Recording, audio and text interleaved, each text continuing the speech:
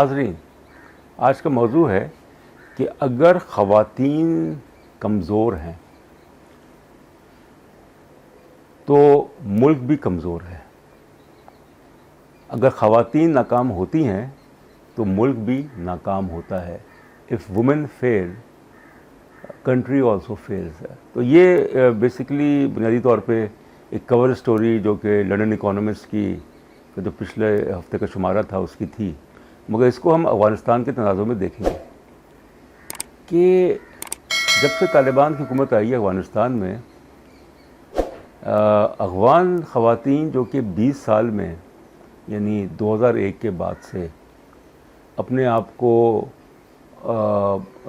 Empowered سمجھتی تھیں، ان کو تھوڑی بہت آزادی ملی کام کرنے کی، پڑھنے لکھنے کی، وہ آزادی جو ہے وہ چھن چکی ہے تقریباً. یعنی افغانستان میں خواتین جو ہے وہ اچھی خاصی تعداد میں ہیں، تقریباً 45% تو ہوں گی. ان کو جس طریقے سے طالبان کی حکومت نے کوشش کی ہے کہ انہیں گھروں تک محدود کر دی جائے، ان پہ پابندیاں لگا دی جائیں، اور یہ تمام جو اس طرح کی چیزیں ہمیں نظر آ رہی ہیں طالبان کی طرف سے، یہ دوحہ معاہدے کی خلاف ورزی ہے، جس میں یہ کہا گیا تھا کہ افغانستان میں جو ایک حکومت ہوگی وہ انکلوسیو گورنمنٹ ہوگی، وہاں پہ انسانی حقوق، خاص طور پہ خواتین کے حقوق کا خیال رکھا جائے گا. اور جب سے طالبان آئے ہیں ان کی ایک کوشش ہے کہ چالاکی کے ساتھ، ہوشیاری کے ساتھ،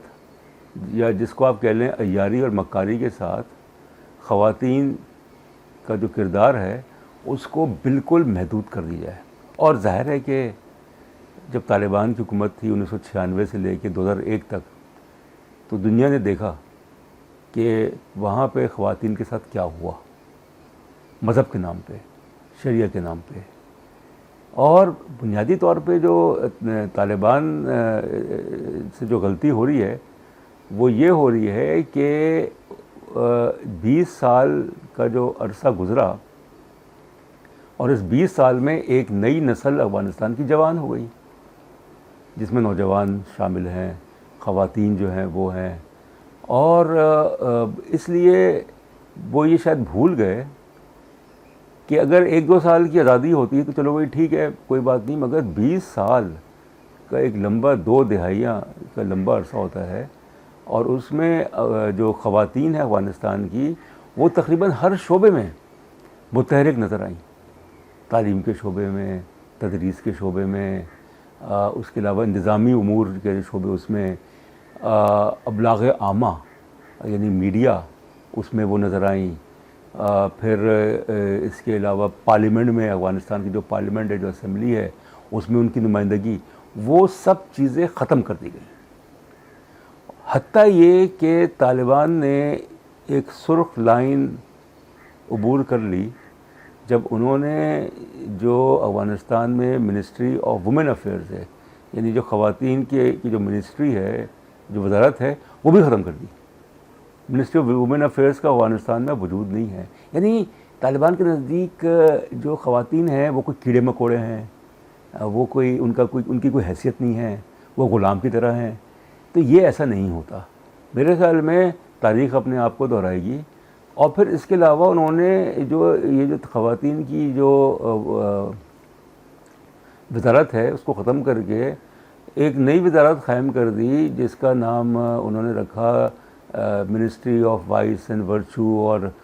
موریلٹی اور اس طرح کی چیزیں. مطلب یہ کیا ہو رہا ہے، کیا ہو رہا ہے؟ یہ طالبان کیا افغانستان کو دوبارہ میڈیول ایرا میں، قرون وسطی کے عہد میں دھکیلنا چاہتے ہیں، تاریکی کے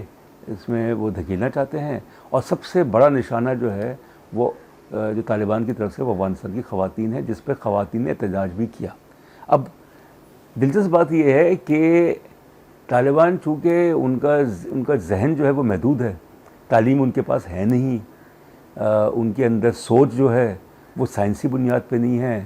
وہ مدرسوں سے اٹھ کے چلے آئے ان حکومت کرنے کے لیے، بندوق کے زور پہ حکومت کر رہے ہیں افغانستان کے عوام کو خاموش انہوں نے کرنے کی کوشش کی طاقت کے زور پہ. تو ایسا نہیں ہوتا. انہوں نے یہ کیا کہ جب خواتین نے مزار شریف میں، کابل میں اور ہرات میں اور جگہوں پہ مظاہرے کیے افغان خواتین نے 2-3 ہفتے پہلے، جس کو انہوں نے منتشر کرنے کی کوشش کی. اور پھر ایک انہوں نے سرکولر نکالا افغان گورنمنٹ، طالبان کی جو بھی نام نہاد حکومت ہے جس کی کوئی قانونی حیثیت نہیں ہے، کہ اب اگر کسی نے مظاہرہ یا جلسہ یا جلوس کرنے کی کوشش کی یا ارادہ ہے تو ان کو جو ہے وہ اجازت لینی پڑے گی. یعنی کہ یہ دیکھیں آپ کہ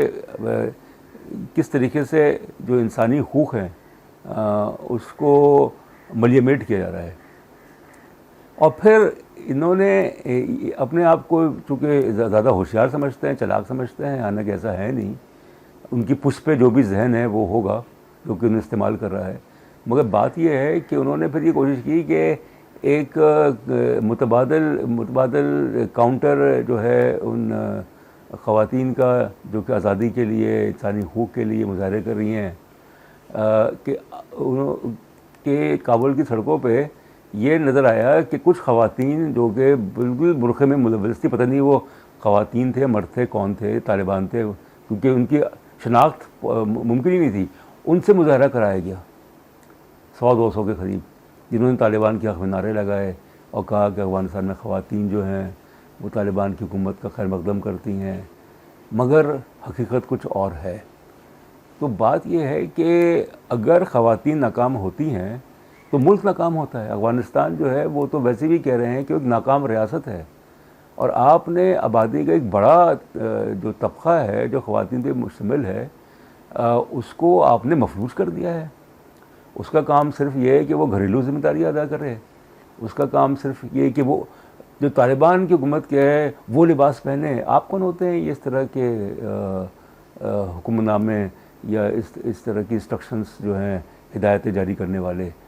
یعنی یہ کہ انسان کو غلام بنا دیا گیا ہے، ایک غلامانہ جو سوچ ہے، اور جس کی وجہ سے کچھ ہی دنوں میں آپ دیکھ لیں گے کہ اس کا رد عمل جو ہے وہ بہت شدید ہوگا. اور افغانستان میں ظاہر ہے کہ پہلے بھی ایسا ہوا ہے، کوششیں کی گئی ہیں مگر وہ ناکام ہوئی. اور نہ صرف خواتین کے خلاف طالبان کی پالیسی بڑی واضح ہے. کہتے تو وہ ہیں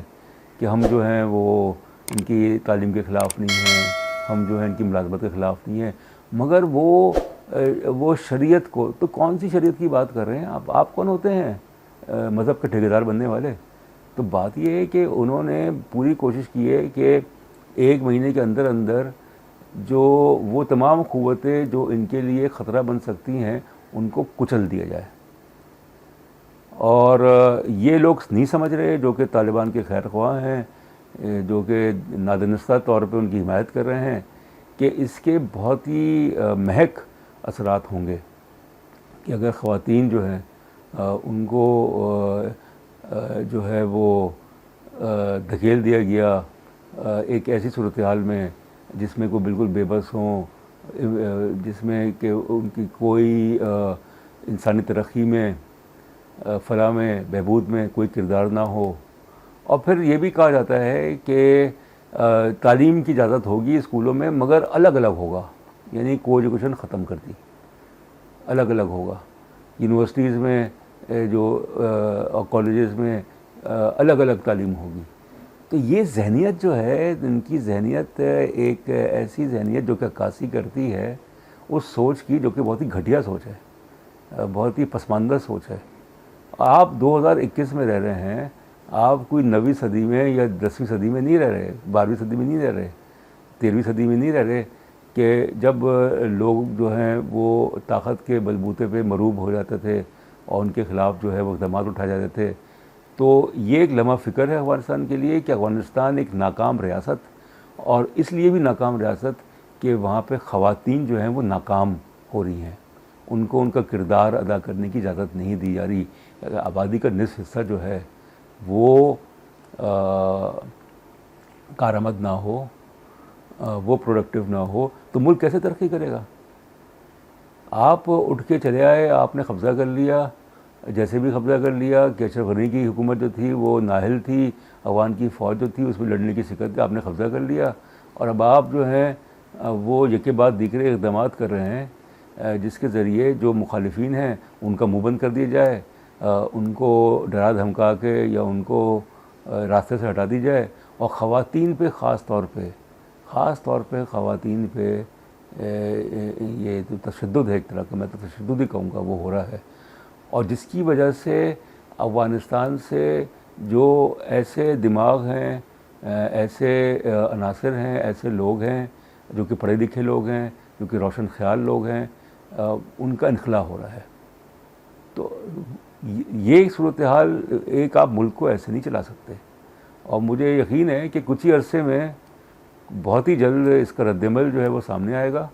اور یہ رد عمل جو ہے وہ خواتین کی طرف سے آئے گا کہ آپ انہیں دوبارہ قید نہیں کر سکتے، کہ ایک پورے افغانستان کو آپ ایک جیل بنا دیں۔ آپ کی سوچ جو ہے وہ اتنی شفاف سوچ ہے، اور اس کا اثر پاکستان پہ پڑا ہے، اس کا اثر جو ہے وہ اور جگہوں میں پڑا ہے، اسے دہشت گردی کو فروغ ہو رہا ہے کہ افغانستان میں دوبارہ جو ہے القاعدہ، دوبارہ داعش، دوبارہ IS، افغانستان جو ہے طالبان کی وجہ سے، ان کی وجہ سے دوبارہ وہاں پہ دہشت گردی کے مراکز جو ہے وہ قائم ہوں گے، اور پھر دنیا بھر میں دہشت گرد جو گروپس ہیں جو اسلام کے نام پہ جو ہیں وہ ایکسپلائٹ کرتے ہیں، جو کہ غلط ہے، کوئی تعلق نہیں ہے ان کا اس سے، تو اس سے پھر افغانستان جو ہے دوبارہ مجھے لگتا ہے کہ شکار ہوگا، اور ایک پیریا اسٹیٹ جو ہے، ایک پیریا اسٹیٹ وہ ریاست ہوتی ہے جو کہ اچھوت ریاست ہو، اچھوت ریاست دنیا نہیں مانے گی، آپ چاہے کچھ بھی کر لیں۔ بہت شکریہ۔